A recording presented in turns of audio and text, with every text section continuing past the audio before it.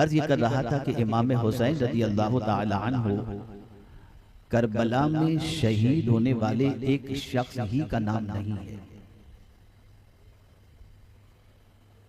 बल्कि इमाम हुसैन रज़ी अल्लाह ताला अन्हु उस जात का नाम है कि अगर पूरे दीन को किसी जात के अंदर समा दिया जाए तो उस दीन के अलमबरदार का नाम है और दीन के पैकर का नाम है इमाम हुसैन रज़ी अल्लाह ताला। दीन का कोई पहलू ऐसा नहीं है जो इमाम हुसैन रज़ी अल्लाह ताला अन्हु की जिंदगी से छलकता हुआ नजर न आए। कुरान मुक़द्दस में रब्बे क़दीर ने फरमाया, या अय्युहल्लज़ीना आमनू दुखुलू फ़िस्सिल्मि काफ़ा, ऐ ईमान वालो इस्लाम में पूरे पूरे दाखिल हो जाओ। इमाम हुसैन की जात वो जात थी कि अगर मुकम्मल इस्लाम किसी की जिंदगी में देखना हो तो वो इमाम हुसैन की जात थी। अब आइए मैं सिर्फ आज एक पहलू की तरफ आपकी तवज्जो को मबदूल कराऊंगा, ज्यादा वक्त भी नहीं लूंगा, मुख्तसर से वक्त में मैं समझा दूं ताकि आप और हम किरदार हुसैन के आईने के अंदर अपनी जिंदगी को समझ सकें और उनकी जिंदगी से कुछ रास्ता और कुछ तरीका हासिल कर सकें। सबसे पहले तो इंसान को ये चाहिए कि अपने वजूद के बारे में गौर करे कि हम पैदा हुए तो क्या हमारी पोजीशन थी और हम किस हाल में पैदा हुए। इसलिए कि दुनिया के हर इंसान की पोजीशन यह है कि वो आराम चाहता है, तकलीफ गवारा नहीं करता। दुनिया का हर इंसान मशक्कत से बचना चाहता है, परेशानी से बचना चाहता है। कत ही का सिलसिला है, तकलीफ ही कत ही का सिलसिला है, तकलीफ ही का सिलसिला है, परेशानी ही का सिलसिला है। आप जरा देखें, एक बच्चा माँ के पेट में करार पा जाता है तो उसके लिए लफ्ज भी कुरान शरीफ के अंदर जो आया वो हमल आया, हमल करार पा गया। हमल के मानी होता है बोझ उठाने वाला। आप अंदाजा लगाएं मेरे प्यारे आका सल्लल्लाहु अलैहि वसल्लम के प्यारे दीवानों, एक औरत जब माँ बनने के लिए तैयार होती है और बच्चे को जन्म देने के लिए तैयार होती है, तभी से वो बोझ उठाने वाली बन जाती है, तकलीफ उठाने वाली बन जाती है, परेशानी उठाने वाली बन जाती है। अब वो औरत जिसके शिकम के अंदर बच्चा परवरिश पा रहा है वो कितना ख्याल रखती है मेरा हमल जाय न हो जाए, मेरे शिकम में परवरिश पाने वाले बच्चे को कोई तकलीफ न हो, मैं ऐसी कोई ग़िज़ा न खाऊं जिसकी वजह से मेरे पेट में परवरिश पाने वाला बच्चा किसी तकलीफ का शिकार हो जाए। आप अंदाजा लगाएं, उस औरत को फिर वजन उठाने नहीं दिया जाता, उस औरत को तकलीफ उठाने नहीं दी जाती। और फिर कुछ दिनों के बाद जब 7वें महीने में वो औरत पहुंच जाती है तो फिर आराम दिया जाता है। इसलिए कि ऑलरेडी वो इतनी तकलीफ के अंदर है कि अपने एक जान को अपनी जिंदगी के अंदर और एक वजन को अपनी जिंदगी में उठाए उठाए चल रही है। आप अंदाजा लगाएं, यहीं से ये बात समझ में आई कि इंसान की इब्तिदा मुश्किल से है, इंसान की इब्तिदा तकलीफ से है। वो अपनी माँ के शिकम के अंदर इस तरीके से रहता है कि इतनी छोटी सी जगह और उसके अंदर वो बच्चा परवरिश पा रहा है। आप अंदाजा तो लगाएं, कुदरत के निजाम को देखें और जरा फिक्र इमाम हुसैन को भी समझें और कुरान की रोशनी में तादारे करबला के अमल को समझने की भी कोशिश करें। इमाम की नजर कुरान पर थी, इमाम की नजर अल्लाह के फरमान पर थी। इमाम जानते थे कि ये दुनिया मुसीबतों का घर है, ये दुनिया तकलीफ का घर है, यहाँ मुसीबतें आएंगी और हमारी इब्तिदाई तकलीफ से हो रही है। आप अंदाजा लगाएं, एक बच्चा शिकम में मादर से जमीन पर आने के लिए, दुनिया में आने के लिए कितनी तकलीफों से उसकी माँ गुजरती है, कितनी परेशानियों से उसकी माँ गुजरती है, कितनी मुसीबतों से उसकी माँ गुजरती है। कभी ऐसा होता है बच्चा तो जन्म ले लेता है लेकिन तकलीफ की बुनियाद पर माँ दुनिया से रुखसत कर जाती है। ऐसी माँ जिसकी ज़च्चगी के वक्त, बच्चे की विलादत के वक्त मौत हो जाए, रसूल आज़म ने उस औरत को भी शहादत का मर्तबा अता फरमाया है। आप अंदाजा लगाएं तकलीफ किस तरीके से है। हमारी इब्तिदा तकलीफ से, हमारी इब्तिदा परेशानी से, हमारा आगाज परेशानी से, लेकिन हमारा हाल क्या है? हम इस दुनिया के अंदर आने के बाद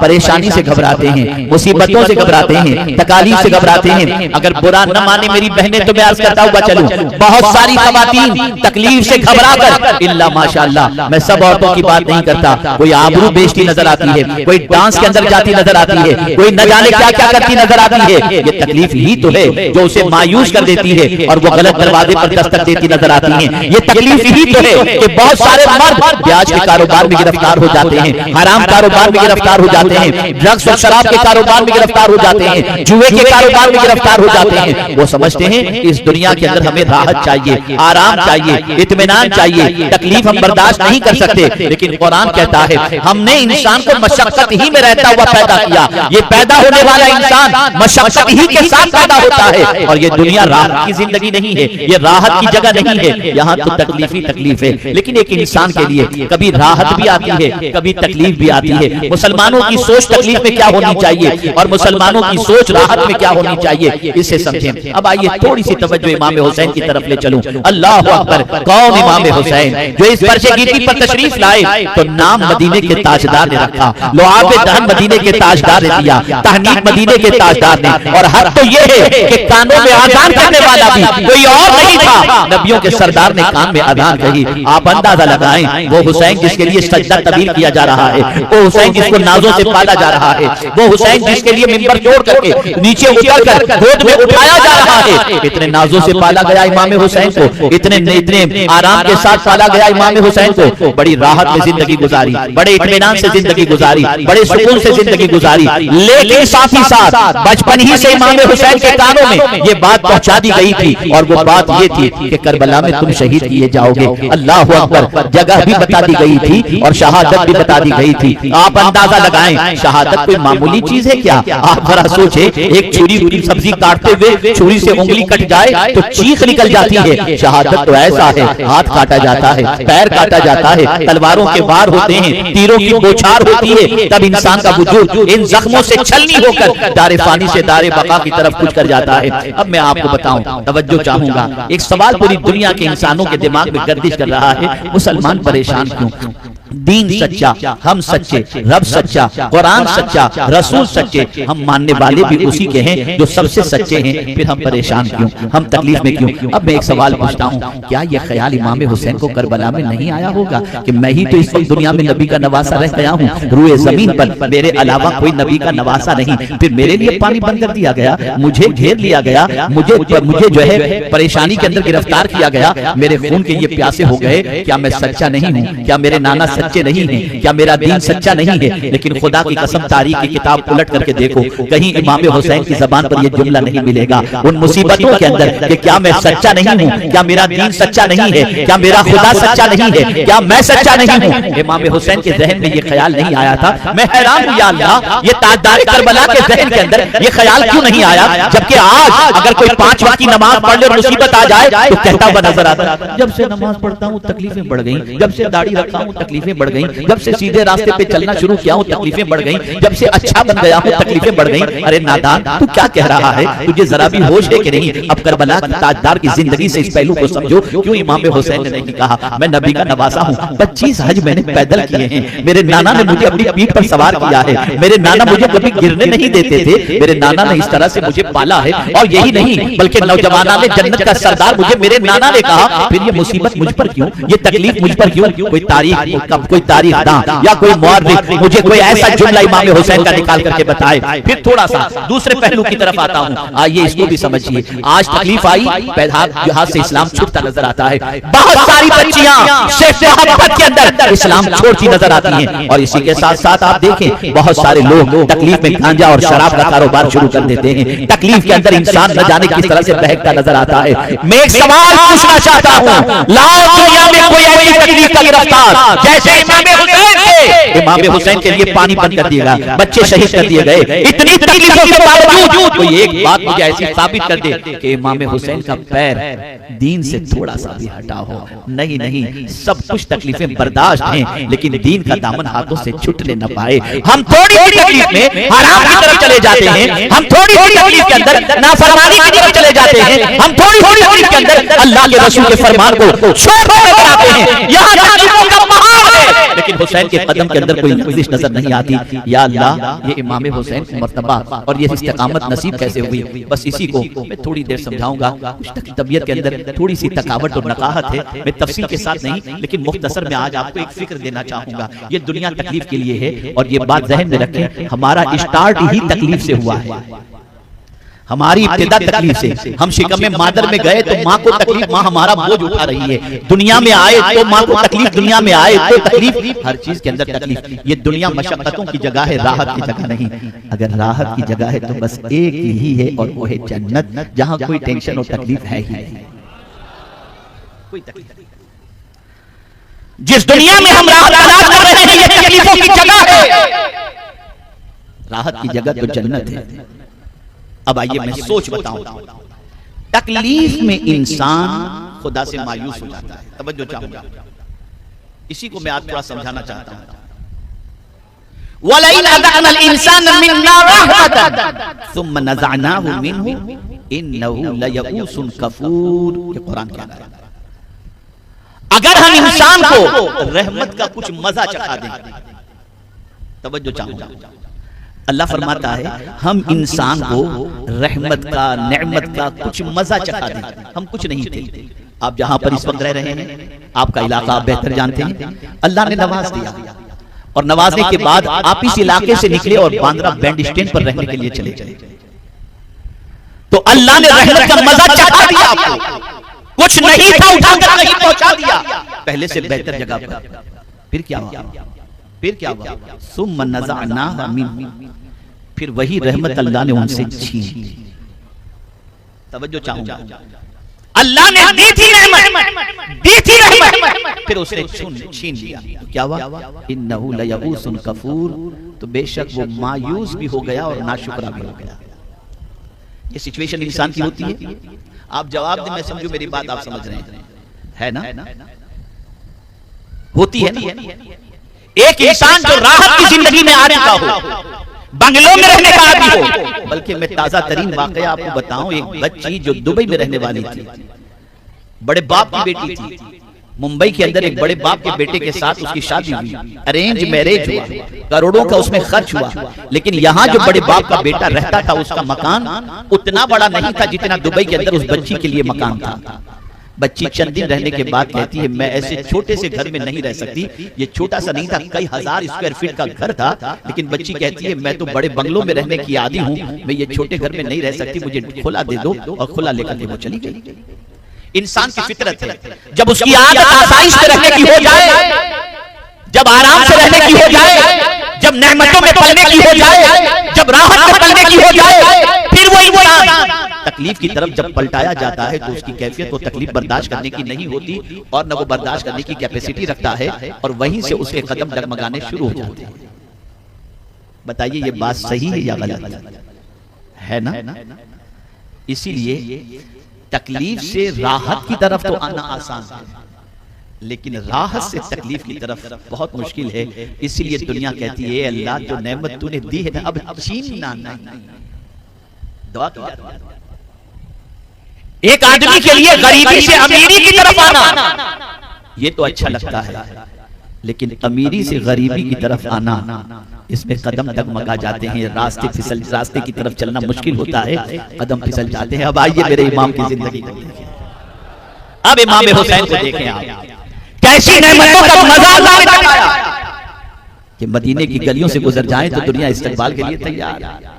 इमाम हुसैन किसी पर नजर डाल दें तो वो अपनी मेराज समझे। इमाम हुसैन के लिए किसी नेमत की कमी नहीं, जन्नत से उनके लिए नेमतें आ जाएं।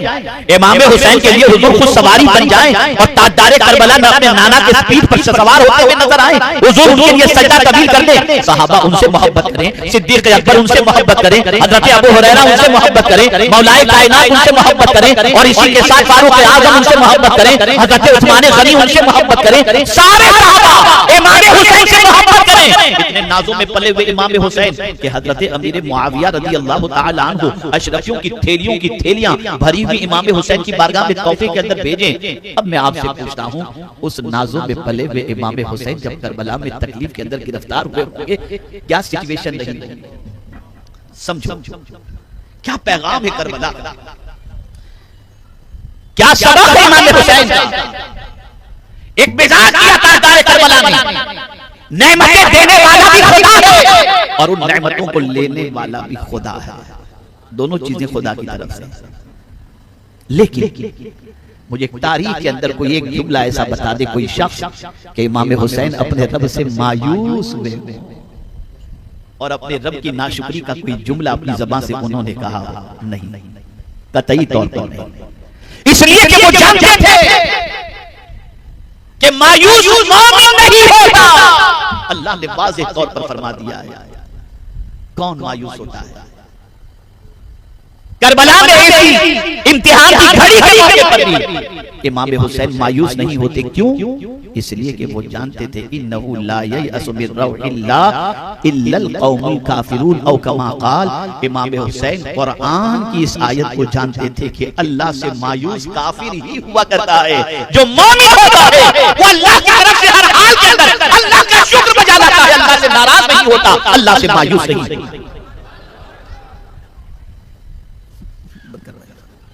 एक मतलब दुरूद शरीफ अब बंद अल्लाहुम्मा सल्ली अला सय्यिदिना व मौलाना मुहम्मद मादिनिल जूद वल करम व आलि व अस्हाबी बारिक वसल्लम। कुछ लोग कहते हैं कि आप तकरीर में लोगों को डांटते हैं। अब क्या करूं, मेरे सामने बैठकर मोबाइल से बात करना अगर कोई पसंद करता हो तो मैं क्या करूं? यानी मैं अल्लाह और उसके रसूल की बात और इमाम हुसैन की बात पेश करूं और इनको अपनी बात प्यारी है तो मैं क्या करूं बताइए। खैर अदब करें महफिलों का, अल्लाह सबको तौफीक अता फरमाए। तो अर्ज ये कर रहा था इमाम हुसैन ऐसी सिचुएशन के अंदर भी है किसी पर आज ऐसी तकलीफ की पोजीशन, फिर क्यों कहते हो कि अल्लाह हमसे नाराज हो गया है?